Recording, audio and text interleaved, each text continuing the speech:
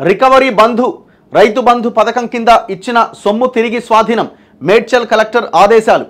జిల్లాలో 33 ఎకరాల భూమిలో 1981లోనే లేఅవుట్ అయినా గత 5 సంవత్సరాల్లో పథకం కింద 17 లక్షల లబ్ధి ఫిర్యాదు రావడంతో రికవరీ అట.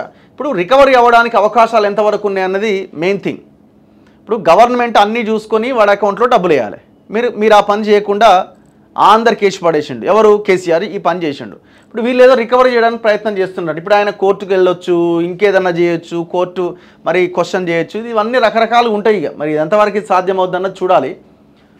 మేడ్చల్ మల్కాజ్గిరి జిల్లాలో 33 ఎకరాల వ్యవసాయేతర భూమికి రైతు బంధు సాయం దక్కిందట. ఈ సీజన్లోనే కాదు, ఏకంగా 5 సంవత్సరాలుగా జరిగింది. దీనిపైన ఫిర్యాదు రావడంతో ఆ సొమ్ము రికవరీకి జిల్లా కలెక్టర్ ఆదేశించినట. జిల్లాలోని కీసర రెవెన్యూ డివిజన్ పరిధి గట్కేసర్ మండలం పోచారం గ్రామంలో మోత్కుపల్లి యాదగిరి రెడ్డి అనే వ్యక్తికి సర్వే నెంబర్లు 38, 39, 40లో 30 ఎకరాల భూమి ఉన్నదట. ఈ భూమిని 1981లోనే లేఅవుట్లుగా అమ్ముకున్నారని రెవెన్యూ అధికారులు తేల్చిరట. అయినా కూడా రైతు బంధు పడ్డది. ఎందుకంటే రికార్డ్స్లోకి వచ్చేసరికి అగ్రికల్చర్ ల్యాండ్ కింద ఉన్నది. ఇట్లా ఈడ 17 లక్షలు, ఇట్లాంటి 17 లక్షలు ఎన్ని కోట్లు, వందల కోట్ల రూపాయలు అనర్హులకు పోయింది. హైవేలకి, ఔటర్ రింగ్ రోడ్లకి, జాతీయ రహదారులకి ఎప్పుడో వాళ్ళు భూమి ఇచ్చేసి అయిపోయింది. వాళ్ళ పేర్ల మీద ఇంకా ల్యాండ్ ఉండడంతో ఆ ధరణి పుణ్యం అని మొత్తం వాళ్ళ అకౌంట్లకు డబ్బులు పోయింది.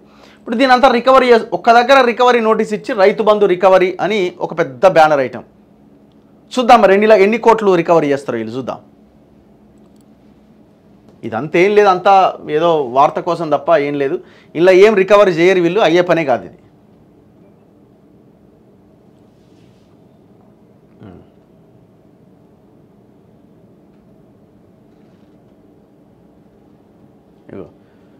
దీనిపైన చర్యలు తీసుకోవాలని గత నెల జూన్ నెల 29వ తేదీన ఘట్కేసర్ తహసీల్దార్కు ఆదేశాలు జారీ అయినాయట. రైతు బంధు కింద తీసుకున్న 16,80,000 రూపాయలను రెవెన్యూ రికవరీ చట్టం కింద వసూలు చేయాలని, అలాగే తహసీల్దార్ లాగిన్లో ఎల్ఎన్ మాడ్యూల్లో సదరు భూమిని వ్యవసాయ విభాగం నుంచి వ్యవసాయేతర విభాగానికి మార్చాలని ఆదేశాల్లో పేర్కొన్నారు. ఈ ఉత్తర్వులు రాష్ట్ర వ్యాప్తంగా చర్చనీయాంశమయ్యాయి. మరి రాష్ట్రమంతటా ఇదే పద్ధతి అనుసరిస్తారా అనే చర్చ జరుగుతున్నది. అయితే ప్రభుత్వ వర్గాలు మాత్రం ఈ తరహా నిర్ణయం ఏమీ తీసుకోలేదని స్పష్టంగా చెప్తున్నాయట. అయిపోయా ఏముందిడా, సాగు చేయని భూములకు సుమారు 26,000 కోట్లు పోయినాయట. గత ప్రభుత్వం రైతు బంధు పథకం అమలు చేసే క్రమంలో ఎలాంటి షరతులు విధించలే. ధరణి పోర్టల్లో వ్యవసాయ భూముల జాబితాలో ఉన్న భూములన్నింటికీ రైతు బంధు నిధులు పంపిణీ చేసింది. మొత్తం 12 విడతల్లో కలిపి 80,458 కోట్ల నిధులు రైతు బంధు పథకం కింద ఖర్చు పెట్టింది.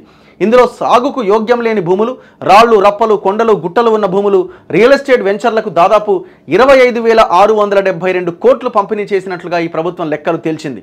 ఇంత ప్రజాధనం దుర్వినియోగమైందని వెల్లడించింది. అయినా ఈ సొమ్మును రికవరీ చేసే ఉద్దేశం లేదని రాష్ట్ర ప్రభుత్వ వర్గాలు స్పష్టంగా వెల్లడించినాయట. మరి ఎందుకు పెట్టిన రైతు బంధు రికవరీ అని? నీ టైటిల్ ఏంది, లోపల ఉన్న వార్త ఏంది? నేను ముందే చెప్పిన, నిన్న కూడా ఈ వార్త వచ్చింది. ఇది రికవరీ కాదు. గవర్నమెంట్ డబ్బులు ఇష్యూ చేసిన తర్వాత వాడి అకౌంట్లో పోయి ఖర్చు పెట్టుకున్న తర్వాత ఇంకెక్కడ రికవరీ అవుతుంది? అవకాశం ఏముంది? 26,000 కోట్లట. ఏంది ఇది? వాడు 1,00,000 కోట్లు అటు దోపిడీ చేసిండు ఒక భాగం, భూములు తీసుకుపోయిండు ఒక భాగం, ఇట్లా అనర్హులకి పంచిపెట్టిండు ఇంకొక భాగం. ఈ 26 కోట్లతో ఎన్ని స్కూళ్ళు కట్టొచ్చు, ఎన్ని హాస్పిటళ్ళు కట్టొచ్చు, ఎన్ని గ్రామాలు బాగు చేయొచ్చు? ఒకసారి ఆలోచించండి.